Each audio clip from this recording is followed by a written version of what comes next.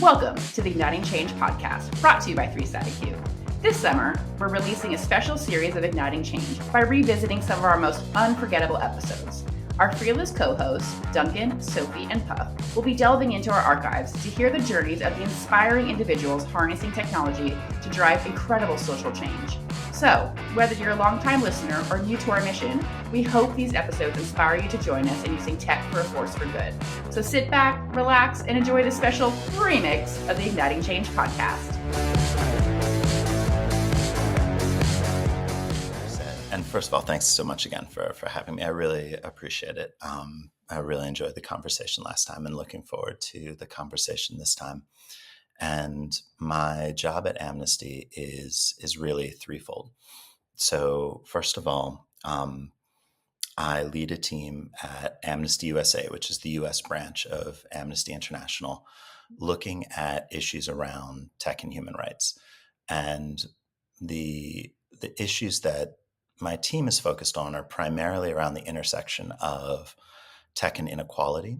So what are the various ways that technologies, whether it's social media or surveillance, different kinds of algorithmic systems, can amplify and exacerbate existing social inequities.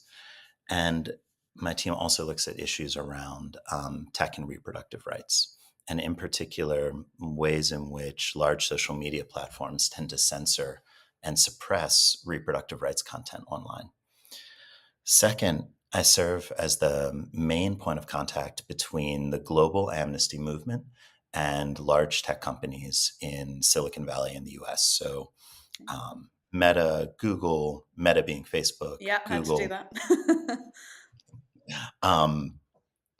Microsoft, and others, Twitter to a much lesser extent over the last 2 years.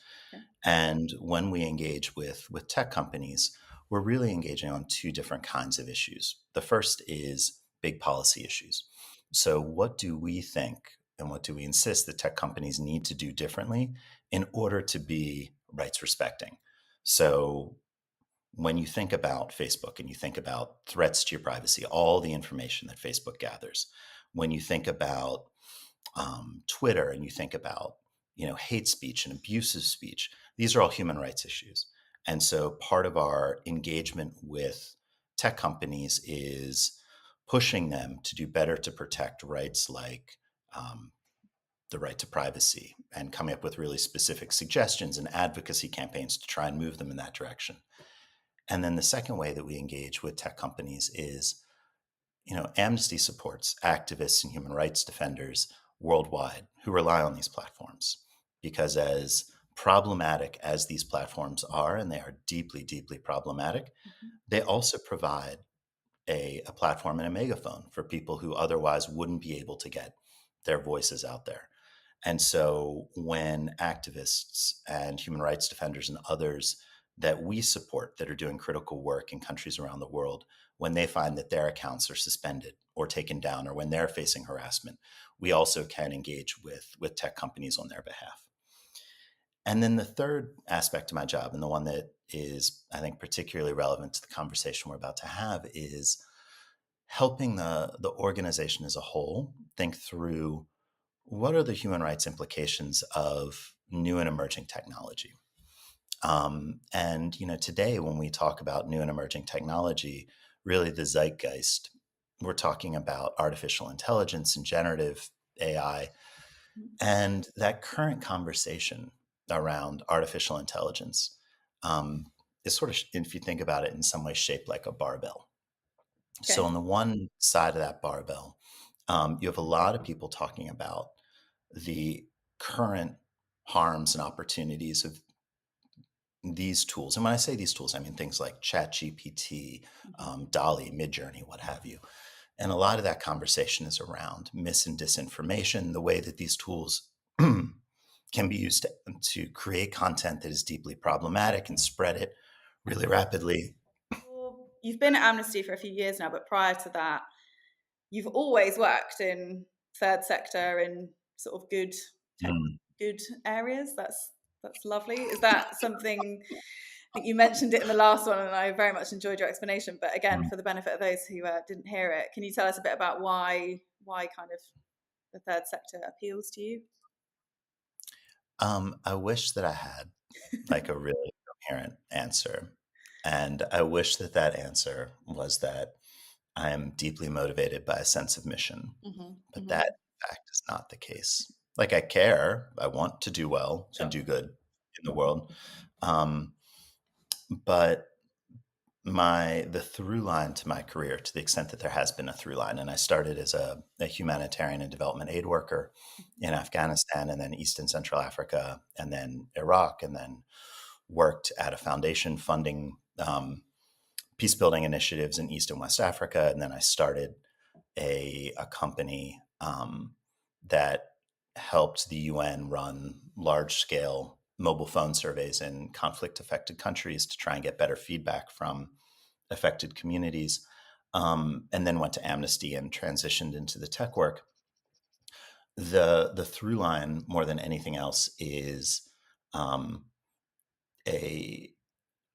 a curiosity about what I see as some of the main and major issues of our time. And third sector work gives you the advantage of being able to think that you are hopefully doing more harm than good, but also gives you the opportunity to work on a really fascinating range of issues that seem incredibly pressing, whether it's about the ways in which our countries engage effectively or horrifically ineffectively overseas, and the impact that that has, all the way through to today, looking at some of the longer term impacts of technology. Yeah, that's incredible. And that intersection between sort of the human rights and the technology, I guess, kind of more prevalent than ever in the last few years, obviously, where everything's kind of picked up and evolved as quickly as it has.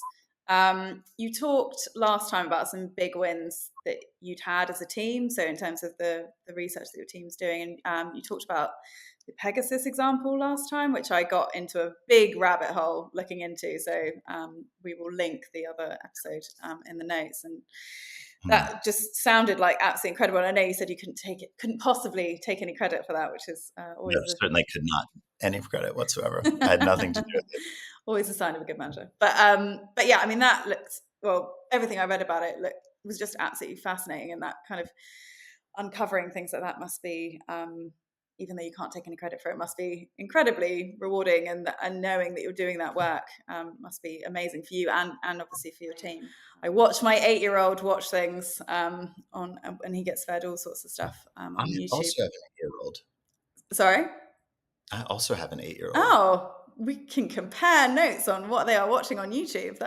It is my favorite age. It is such a great age. Such a good age, isn't it? I do absolutely love it. He's good fun. Have you got a boy or a girl? We can edit all this out afterwards. I mean, this is fine. I mean, I assume that your listeners are fascinated by our parenting tales. It's just how like 8 is the perfect age between like increasingly independent but still likes to snuggle. Yeah, still good for a cuddle. Have you got a boy or a girl or a boy? Oh, what, sorry? A boy. A boy. Oh, nice. I also have a boy. And we actually talk quite a lot about, or we used to talk quite a lot about how tech is agnostic. And I got pulled up very politely, but on my last podcast with Elizabeth Shaughnessy, who works at Oxfam, and she is part of a group for NetHope that is working on a code of conduct for AI and human rights organizations. So if you guys don't know each other, you would have absolutely incredible conversations. But she was kind of saying, well, no, it's not. I politely disagree with your point that it is not neutral. And I wish I had known Kranzberg's quote then, because I could have said it back to her and sounded much more intelligent, but I didn't.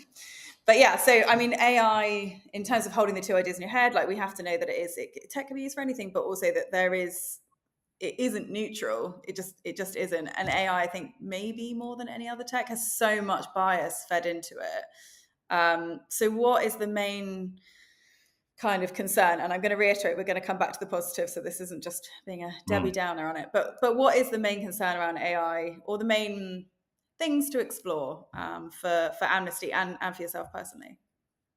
There are 4, I think, concerns, like real concerns, when it comes to AI.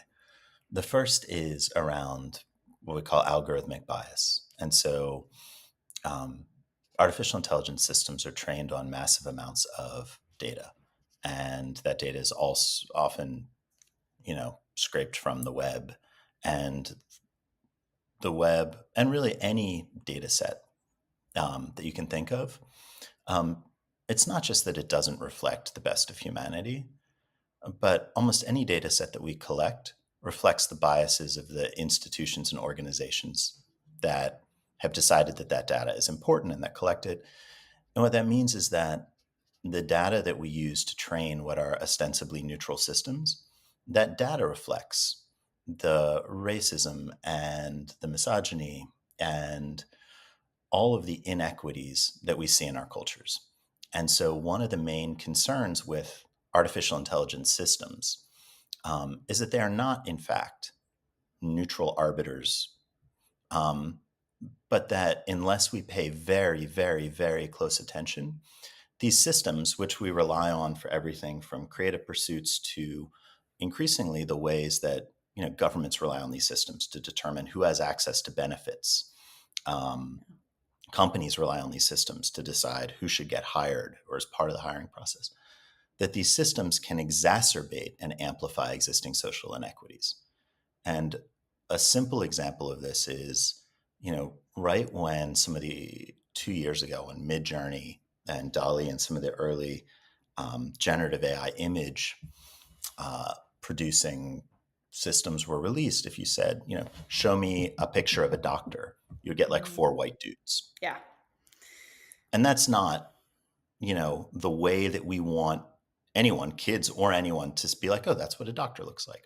So the first issue is, how do we make sure that these systems are unbiased? How do we address the biases that are built into these systems by their training data and other assumptions, and ensure that the outputs are as unbiased as possible?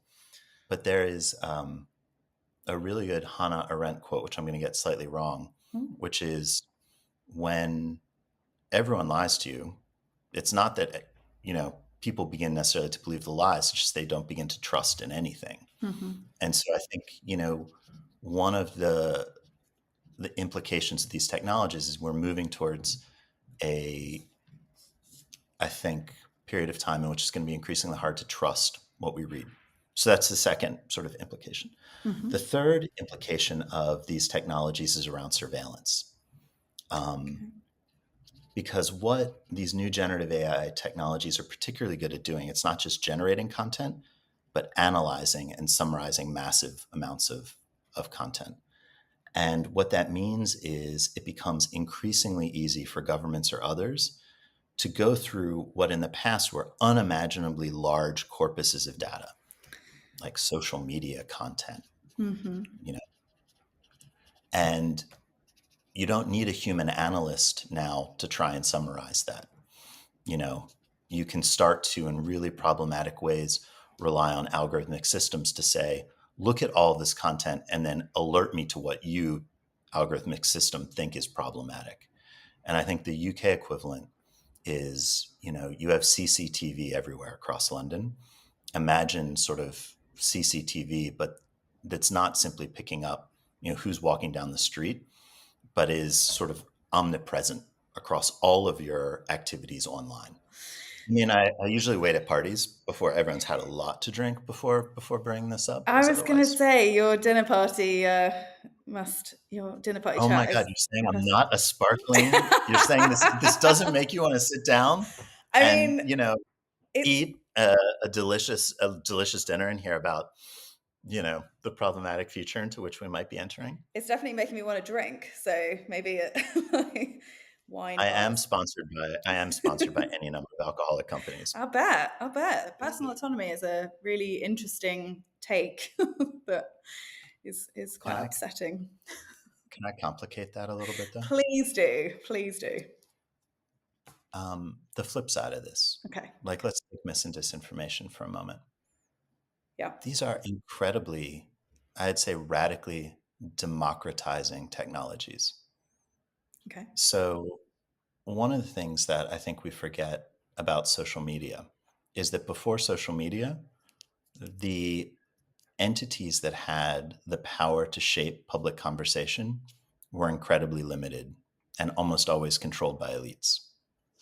Mm-hmm. And what you see with social media is that anyone can broadcast. And it's the temptations to focus on the negative of that. And we certainly do. There's incredible power, right? Like every social change organization that I know has in some ways benefited from the fact that they can now, if their messaging is effective, reach people in ways they could never do it before. And you have different narratives that people can be made aware of that would never have happened in an era when there were 3 television news stations and 2 newspapers in your town. Now, some of those narratives we very much disagree with, but we use these technologies they're essential for us to put forward narratives that we think are incredibly important. And when we think about mis and disinformation, like it's Janus faced. So the negative face is, oh my God, look at all this horrific content. The other side of that is it continues this, I think, radically democratizing trend where all of a sudden smaller and smaller organizations have the power to create content that in the past only large entities were able to create. And that power can be used for negative, but it's also incredibly empowering. Like what we're entering, I think, more than anything else, is an era where there are fewer gatekeepers. Gatekeepers around not just the dissemination of content, but the creation of content. And that is neither good nor bad. Like that is, or more accurately, that is both good and bad. And then we're going to end on a positive note because I feel like if people weren't drinking at the beginning of this podcast, they might be now. So, and every time you've tried to steer it positive, I've really course corrected us back to the negative. So I'm gonna ask you to give us some examples of where you think AI can be used for good in our sector. I think that I think there are 2 ways that AI is going to be really powerful in our sector. The first is I think it's going to give smaller organizations capabilities and capacities that in the past only larger organizations had. Mm-hmm. And you mentioned earlier, people can create a chart showing that Donald Trump won the election. That's the bad example. The good example is like now a small community-based group of 3 people can actually start producing, reports of the length and quality. And by quality, I mean like, oh my God, these are nice looking charts and all this other stuff that in the past only an organization of 50 or 100 people could do. Mm-hmm. And so again, I think there's this democratizing aspect of it. So I think it's going to mean that you can get more done with fewer people, which is not, we're going to lay off people, but it means that smaller organizations, more resource-strapped organizations are going to be able to do a lot more. When it comes to our sector and larger organizations, I think it opens up really fascinating opportunities to move and respond faster. We think of research, for instance, or we think of report writing, or we think of advocacy campaigns as things that take months and months and months to produce. Mm-hmm. And the reason those things take months and months and months to produce is, first of all, often the actual work itself, like the research aspect, takes months, and the writing takes months and months. And second is our own internal processes that govern that. Yeah. I think that a lot of these technologies are going to have an impact on the former, and the amount of time it takes to do something is going to become a lot less. Now, maybe our internal processes will evolve, or maybe they won't, but it holds out the opportunity that we can respond to events more quickly, and the more quickly we respond, the more relevant we are. And thank you so much for being with us today. Really appreciate it. So you are currently the digital programs lead at Oxfam. So we will talk a little bit more about the organisation and the role of technology in that in a little bit. Can you tell us a bit about, so your background, you have very impressive and extensive education. I did a LinkedIn stalk and was like, oh my gosh, this is incredible. So you did your degree in English, is that right? And then and that was in Santa Barbara? Yes, yeah, University of California, Santa Barbara, which is a mouthful. yeah, not a snappy one. And that is, that was amazing. So you went out there and just, I mean, presumably went for the sunshine to enjoy some of that. Well, I'm from California originally. Oh. Yeah, so it was about a 4-hour drive from my hometown. Oh, right, okay, fine. Yeah. So you're used to the sunshine, okay. Oh, so you must have had a bit of a shock when you went to Oxford then. That must have been I'm chasing the good weather, just going from California to Boston to London. That's fair. It wasn't a purpose-driven kind of career or life that I was leading. And so, but I didn't have any background in humanitarian development. I was really interested in it. Mm-hmm. I had, obviously some historical knowledge of conflict and crises because of my previous degree going back, of like a millennia. Sure. But I really wanted to first just test the waters if this was something for me before doing a whole career change. And to see if I could do it, basically. So I actually spent a couple of years. One of those years was doing my master's, but a couple of years volunteering with local organizations in Bosnia. I interned with the Child Protection NGO in Croatia just after my studies. I participated in some research locally in Sarajevo, and just wanted to kind of get an understanding for how civil society operates, and that was just a particular area of interest for me. And so from there, I applied for and then subsequently did my master's in global governance and diplomacy at Oxford, and then from there, made the leap to Oxfam, where I've been for like 6.5 years. I mean, the sector, in my view, has changed dramatically since I was studying it in academia and then was even entering it. And then, the last 5 years, there's been huge changes, but especially in the digital and technological space. Yeah, of course. Can you talk a bit more about that in terms of the change that you've seen? Yeah, I mean, I think one of the biggest trends that I'm seeing, which I'm really happy about actually, but did not come up at all when I was studying, or it wasn't really, this personally speaking, it might have been existing, but I just wasn't aware of it. But there, in the last few years, especially, there have been calls to decolonize the humanitarian sector and what that really means in practice. And I think for me, that's applied to how we look at how technology can reproduce colonialities of power in the field, in the countries and communities where we're operating. So like that's a big shift in thinking. That's going from essentially looking at technology services as what you would think of ICT for D, like information communication technology for development, or traditional service delivery, is saying like we have these centralized tools, we manage them in a global north NGO, and we are distributing it amongst our country teams to use, as opposed to kind of locally led and operationalized technologies, or using technologies that are actually built by local communities, or having that participatory approach. So like that's one big transformation that I've seen over the last 5 years, and is still developing very much so. Yeah, of course. And like you say, that sounds like a positive change, but quite a big change. So I can imagine culturally within the organization. Yeah, it's both. It's like a theoretical shift, and it's also a mindset shift, but it's also an operational shift of like, how are we actually meant to be delivering digital technologies in a way that is sustainable for the future and that is meaningful and aligned with our values. One of the main things I worked on while I was in that role was actually helping the organization come to terms with GDPR. Before, during, and after 2018, when it was introduced in the EU and then subsequently in the UK, which there weren't that many changes, so that was pretty straightforward. And so that involved like really heavy communications and engagement strategy, how to communicate what is like a bulky regulation that is also quite technical, and humanize it essentially. And so we took the approach of personal data is a human right. Data protection, data privacy is a human right.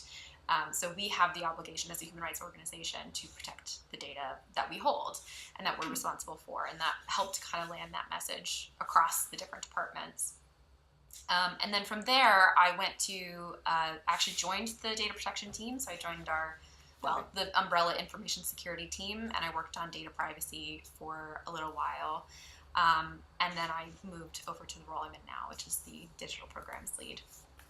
Oh, amazing. Yeah, I really love that, data privacy as a kind of human right. That is a really nice, because normally when you say GDPR, people are like, oh God, because it was obviously quite an ordeal. I think anyone that kind of worked on it at the time is sort of almost a bit scarred by it, because it was such a huge change, right? And especially for charities and NGOs, because it was a big thing of how you contact people and potential kind of donor dollars and all the rest of it. So that's a really nice way of kind of framing that, to think about it as a human right. I really like that.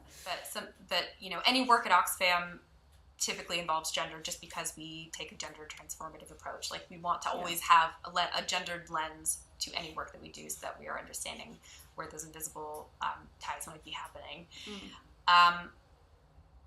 But one really clear case where digital intersects with women's rights and gender justice is around violence, so gender-based violence.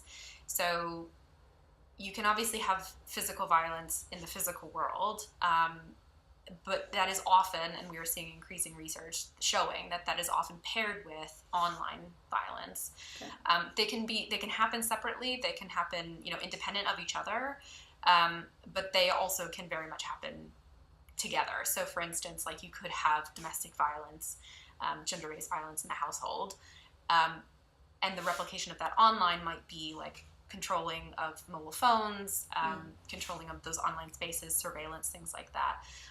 Likewise, you could have violence that originates on the online space that is then reproduced in the physical world. Like, something escalates beyond online bullying or trolling or whatever to physical violence against a woman or a girl. So we are definitely seeing that. And so one of the big questions that we're wanting to ask this year is, what can we do with online spaces in a way that ensures safety of women, access to the online space, access to physical technology like mobile technology, to improve participation, to improve safety, to improve data sharing, things like that. Yeah, because it's definitely, just from obviously not doing any kind of research, but just from being a woman that exists and who spends time in online spaces, there's a bit of a resigned kind of inevitability of you kind of expect in public online spaces it to devolve against women in certain things. So sort of gaming forums, stuff like that in particular, you get women kind of sharing their experiences of being a gamer or being a game designer. Game developer in particular seems to be an intersection that just brings out the very worst in people, sort of female developers, particularly for games. Like I said, there's that thing of you kind of go and the comments and the just the vitriol and the anger and stuff that's in there, it's just horrendous to see. And you do sort of look at it and think, Christ, that's online, but the threat of the violence feels so real that you think, I wouldn't be surprised if that does go into the kind of physical world, like you say. And it is, I think it's really frustrating being a woman in the industry. You sort of look at it and you think, well, no wonder the numbers are so low for women wanting to go into tech and kind of be able to talk about it openly and not have to worry about their safety. What a ridiculous kind of thing to have to talk about your career and then worry about your physical safety. Just seems completely insane. But the online violence against women just seems, it's kind of, maybe it's my age, but it just seems so inevitable. So it's amazing to hear that that's something that is kind of being looked into. It'd be really interesting, because I think for the next generation, God, I sound old when I talk like this, but for the next generation, there's so much of their life is online. So if that continues in the trend of like women feeling unsafe, then the more time they spend online, the more time they're just going to feel unsafe, and that escalation into the physical world, it seems like a horrible thing. So it'd be good if you guys could sort that out. That would be great. If you could just solve that would be wonderful. That would be great. I'll report back. Yeah, if you can just let them know for me, Elizabeth, that would be great. So Oxfam is a member within NetHope, and NetHope has a number of working groups that are both they're co-led by NetHope staff as well as some NetHope members. So I'm a member co-lead of that group as of October. So we've actually just devised this structure. The working group has been around for several years actually, and they've produced some really great thinking, and they essentially it's a once a month meeting where you'll often have like a guest speaker, whether that's from the community or from industry or elsewhere, talking about like, you know, a service relating to AI or some learning that they've done, anything that a guest speaker would present on, and then and more recently we've actually set up this structure within the working group where we'll have 3 tracks, because AI is huge. You know, it's really not just one thing, but we're sort of talking mostly, you know, like generative AI, not sort of AI from 6 years ago. And we're looking at ethics and governance from one side.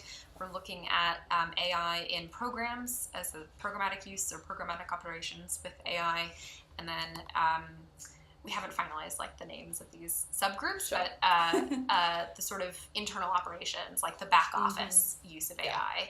And so I'm leading the ethics and governance track. So looking at developing a governance framework for like a template governance framework for NGOs to be able to use and adapt to their own needs. So that could include policy or, you know, template policy, agreement on definitions, guidance, some red lines, potentially even some messaging frameworks if that's needed. And then, of course, hopefully training. I think some of that will be funding dependent, to be totally honest. Like training especially tends to be funding intensive. Of course. But then central to that, which is I think what my LinkedIn post might have been about, which I'm really excited about, is this humanitarian AI code of conduct, which I'd kicked off back in October at the NetHope Global Summit with a workshop with about 30 people or so, and we basically just took a bunch of sticky notes, like threw them on the walls with principles or ethical themes or ideas or challenges to come up with a skeleton framework of like what is something that we could agree to, like a code of conduct or, you know, a list of principles, whatever you really want to call it, that we can agree to as a sector before we really integrate AI across our programming or across our operations. Because we are at this really critical point in the development of AI where like AI, the risks, the ethics, those are well documented and well known for the most part. But it also hasn't become ubiquitous yet. So this was, so unlike other emerging technologies like biometrics, for example, where that was introduced 20 years ago, it is now they're now used everywhere, but they come with really high risks and potential for harm, and it's really difficult to kind of backtrack once that sort of thing is now everywhere and agree like this is what our red lines are. You know, this is what we agree counts as biometrics, whatever the case is. And so taking the learning from that and applying it to AI, where we do actually have the time to agree to definitions, to rules and regulations, to even just like the ethical principles that we want to take forward.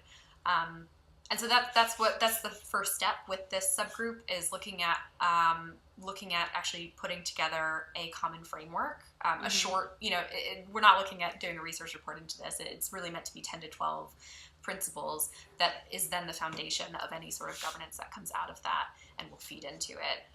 So, you know, we're talking pretty broad principles like making sure that platforms we use are transparent, that there's elements of traceability, explainability, things like that. But then also looking at the context-specific elements of AI for humanitarians. So like, what do we do with content generation that involves program participants or their data? You know, that's a really specific problem for the humanitarian sector. If we're trying to build this technology to reflect how humans think, well, then we have to be honest about how humans think. And that includes all of the flaws as well. And it, you know, so I think just even reflecting or reproducing our own biases, and there isn't necessarily a value judgment attached to that either. It's just being able to objectively look at that and see how it could introduce issues or inequalities, or you know, make those inequalities worse, essentially. But I think also I do take I think a pretty optimistic view, or at least a hopeful view of this. I think I want to be able to for us, within the sector, to be able to be taking these stories and these experiences that we have within the sector, either by like raising platforms of communities themselves and their voices themselves, which is definitely the preferred way, or otherwise by having these experiences and reflecting that back to whomever is developing that technology, so that it's integrating a more holistic perspective. Because I do think it benefits everybody. It doesn't. It's not just about saying, hey, you're excluding all of these people and you're exposing your own bias. This is how you can. This is how the technology can actually better reflect the whole world, and not just sort of our own limited perspective of the world from any one spot on the globe. Nice. So it's good. So you have an overall positive view on the direction of travel, if you like, for AI. Yeah, I mean, until the robots come, yeah. Well, yeah, sure. And obviously they're listening right now. So yeah, we love the robots, right? If you can just start by telling us about yourself and your organisation. Well, thank you for having me. I'm Dr. Melanie Garson. I'm the Cyber Policy Lead and the Acting Director of Geopolitics at the Tony Blair Institute for Global Change. Amazing. The Institute operates in about 34 countries worldwide. We are about 800 people, and we really work at the intersection of helping leadership build their 21st century strategic state, with really tech as an enabler to that. Yeah, nice. I didn't realise it was 800 people. That's crazy. That's massive. It is a massive. I wish I had a camera every time I say that to people, because I have the same reaction. I could have a whole wall of people that have the same reaction. But we have policy teams, so policy and politics team. We have our country teams on the ground, our delivery, what's our global client solutions, we call it, and then our partnerships team. So really, we all work together to help bring both thinking and practice. So it's not like a think tank that just thinks, it's a think tank that can then enable putting these into practice. But that is very much informed by understanding what's needed on the ground. So it's not just imposing our thinking, but helping what goes on the ground grow our thinking at the same time, to really build those solutions that can be implemented. The sort of geopolitical space is always obviously evolving, and the technical space is always evolving, so it must feel like nothing is ever standing still, because solutions that are viable and seem like a great idea 1 year, the tech will advance so much within a year, and then the sort of the geopolitical space as well. So you must feel like you're kind of never standing still. There's never like, oh, we've got a quiet period, or we've solved this problem now. Like, it must be full on. Well, it's never ever quiet. That is absolutely for sure. I think though it is identified. So there's a danger sometimes on the kind of running too fast and trying to break things, sort of the move fast and break things philosophy sometimes, because we're trying to look at solutions. We're also trying to look at how you put those solutions into the long term. So I think whilst things are constantly evolving, it's really important to kind of take that breath and be able to really understand an ecosystem, which is what our country teams are able to do really, really well. They're able to have those conversations, really understand an ecosystem, and then make sure that the solutions are bespoke to that particular ecosystem, but based on all the best practices you can take from other places as well. So there is an art, I suppose, to taking a pause whilst everything else is moving around you so fast, and then to be able to think about the solution that will then enable that country or that locale to move even faster or keep up with the pace, because you've taken that little bit of a pause to get it right. And also we do a lot of work on what I call tech geopolitics. So that's really at the intersection of understanding how particular tech is reshaping geopolitics, or whether we use that tech is reshaping geopolitics. So whether it's thinking about whether certain tech becomes a tool, or part of a tech ecosystem becomes a tool in that geopolitics. So thinking things like cyber warfare and building like resilience to that, or also thinking about how our communications infrastructure and the internet, everything that enables our economic prosperity, how do we create resilience for that? So things like that. Are we seeing new geopolitical actors where we think about where tech companies have tremendous power throughout the ecosystem? How are they sitting within the balance of power of what we look at? We've seen that particularly because, we combine this all together. This is the beauty of the team that I lead, and why I love it is that we do thinking about Russia, Ukraine, for instance, and, what's the realities on the ground there. But then we also think about, okay, well, where have we seen differences in this from other conflicts? And the tech component of that has been a really interesting feature of how it's changed it from other conflicts that we know. So marrying all that together, we also think about what do today's diplomats need to know. So what I call tech forward foreign policy, about engaging in the world today, that where you've got lots of conversations about tech on the global stage, and how do we enable countries that may not have built their tech ecosystem to the same level, but still need to engage in those conversations, have a voice at the table, so there's not going to be a digital divide on the governance level. So lots of interesting ways that it all intersects. Yeah, God, it sounds absolutely fascinating. I have about 1 million questions, because it must just be like you said, about the sort of power imbalance and that divide, and the sort of the tech literacy and all the inherent biases that come with like the new tech, that, particularly around data, anything that's sort of producing data, anything like that, all of those sort of inherent biases, and how those biases are kind of taking effect in the UK, but then how they take effect in other countries that have a different landscape. It must just be, it must be absolutely fascinating. Yeah, it absolutely is. And it's really interesting navigating those spaces, because many of those countries will have an opportunity to leapfrog into a different space than other countries have had to involve with. But it's making sure that there is still the opportunity to do that. We don't forget that there's still over 3 billion people to come onto the internet, which is something that we don't think about often.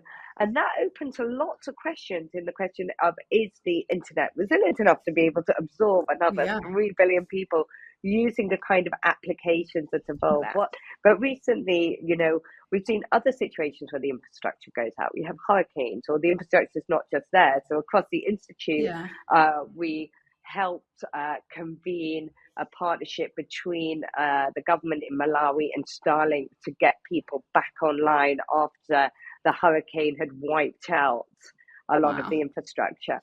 We've just helped connect the 50th school in Rwanda to the internet via Starlink. So creating these partnerships and bringing people together, to being able to identify the problem, identify who are the partners in the solution, and really making that happen. And that comes from, really across the Institute, and bringing that together on different levels. When our AI, people that work in AI team, we have a great bespoke toolkit, but to help countries think about how they begin to get on their AI journey, working with countries in Africa on that.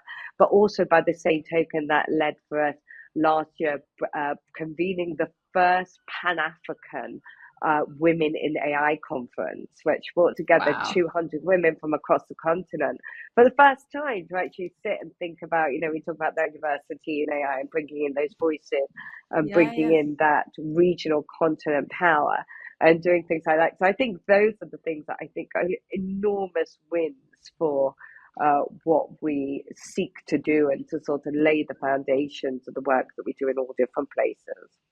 Yeah, that's absolutely amazing. I think I'm probably going to say absolutely amazing, absolutely incredible, and super interesting a lot throughout this, so maybe we can get a decent edit on it.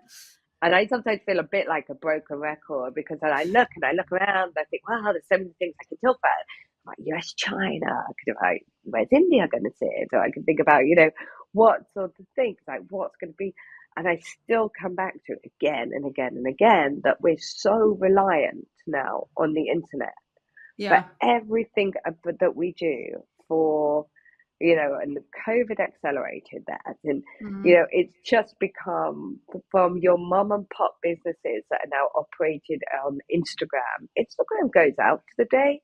In any given country, there's a massive economic hit because so many countries between Etsy or Instagram, whatever, are operating their businesses now through these models. The economic cost of not having connectivity today, whether that's through, as I say, a massive climactic event or through a cyber attack, there's something that's directed and targeted, is so massive that I still come back to that. Actually, global stability for me, or national stability or national resilience, now depends on really making sure that your connectivity is safe, secure, interoperable, fit for purpose.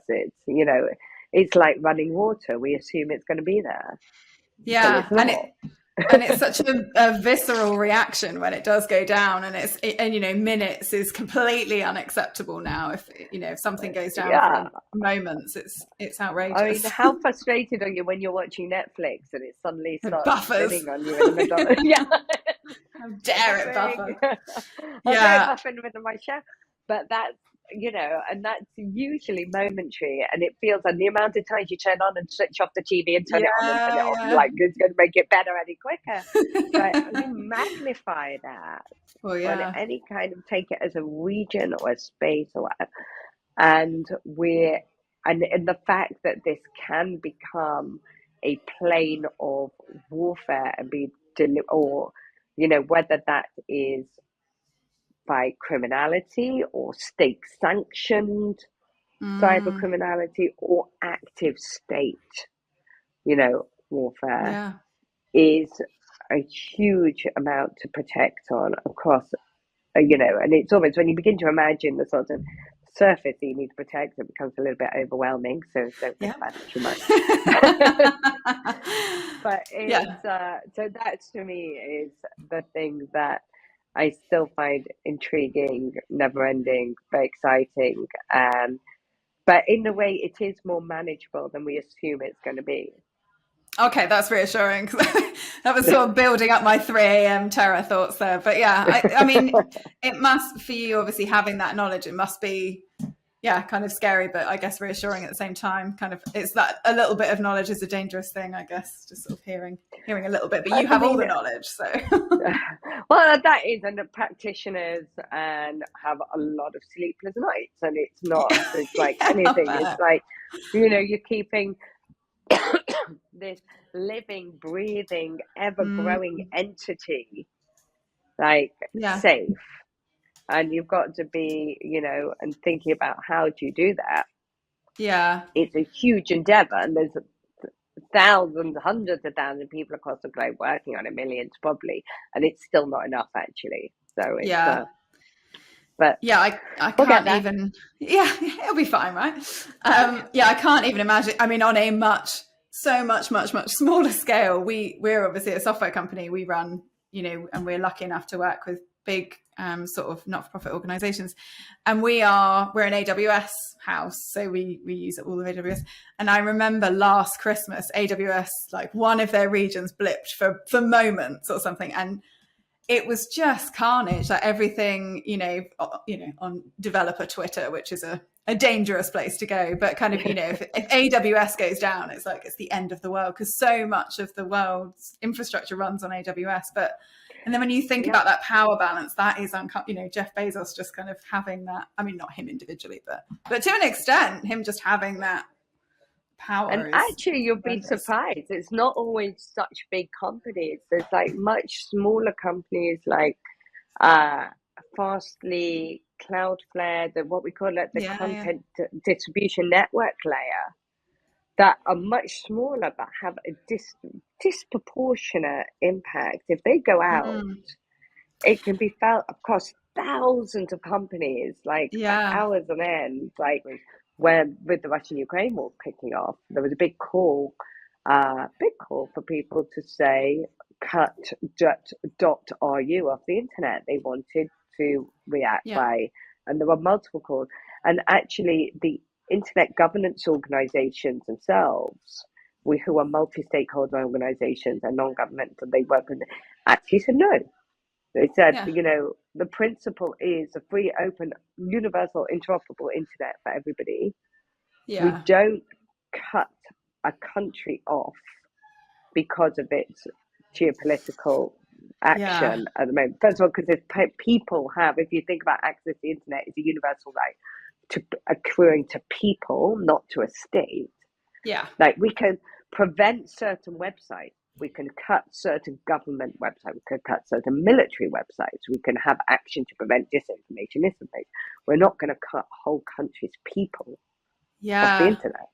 Yeah, because it's the individuals that will suffer who don't necessarily support the actions, and it feels too blunt a tool to do. It's obviously high impact, but it's not necessarily just on the people you want. There's too much like cannon fodder, I guess, in that situation. And what a slippery slope as well to say, okay, we're going to cut off this entire state because of this thing that we happen to think is bad and obviously not great, but where does that then end? At what point? And who gets to decide, oh well, actually I disagree with that country's actions, so we should cut them off? And that's a terrifying thought of who gets to make these decisions. So it's reassuring to know.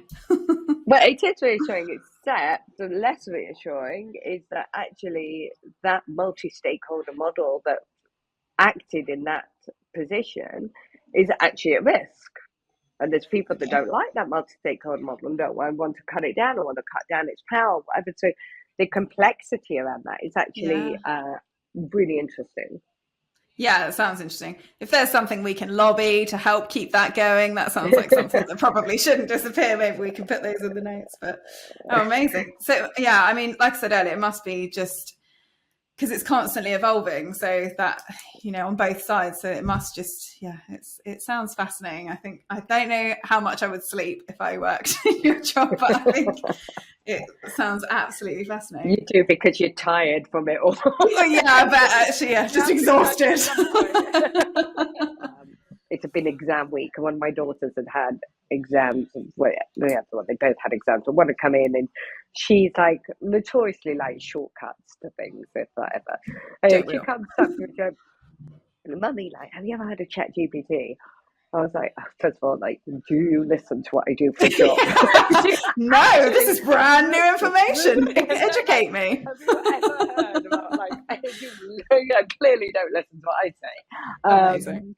So she was like, yeah, well, I was revising and I went on to ChatGPT and I'm sort of about to launch into the like, oh my God, you can't use ChatGPT to write your thing. It's not reliable. It's not even like give the whole like ChatGPT risks like talk. I mean, it's like bad enough now you have to talk about the birds and the bees. You have to sit down and talk about like the AI risks talk. Don't know which is worse. Oh my God. Quite frankly, they're easily fraught. And then it's like, I just say, no, of course I know that. Everybody knows that. Like, nobody would do their right mind would use it for that. It's like, no, I went to ChatGPT and asked it to generate for me every possible exam question I could ever be asked on this topic. And I went away and I practiced all the answers to all those questions. So we didn't even ask it to, she didn't want them to even generate the answers. I mean, no, because she knew she couldn't rely on the answers, but she wanted just the tool to think out, are there questions on this topic I've not thought of that I can practice? Wow. And that is where but that's where the art of where tech and human, like the magic, and that's what it's supposed to be for. How to use this tool to make what we do better. How do you create regulation that creates boundaries? Yeah, I really like that. Use for it to be its best. Yeah, I love that regulation versus innovation. We talk about the fact that tech is agnostic; it doesn't care how it's used, but obviously you can use it for good or for bad. But yeah, that's so interesting. I mean, that is absolutely incredible that your daughter came up with that. That is screamingly intelligent girl that you've got there. That's extremely impressive. Or screamingly lazy, however you look at it. I mean, same, right? Like, it's working smarter, not harder. I got a lot of time for that. Oh man, yeah. I mean, when I was at school, it was, don't use Wikipedia, for God's sake, don't use Wikipedia. But yeah, it's definitely moved on. Amazing. So, and then just our kind of last question for you. So, in the industry, can you give us any examples that you've seen that kind of stand out to you of how tech's being used for good or for interesting, if not for good necessarily? I think, there's so many areas, and I think there's so many ways that you can enable incredible changes in people's lives, both macro and micro level. So on one level, I have a big thing about drones actually, and I love movies and where they get such a bad rap from thinking about they're used as killing machines or whatever, where you hear that something a number of times, but the amount of times that look at organizations like Drones for Good in places where they're being used to deliver medical supplies where they can't be reached, where they're used for search and rescue, where they can be used for putting out fires, where they can literally putting out fires, where they can be used to get to hard to reach places to collect data, where they can even be used to provide internet connectivity.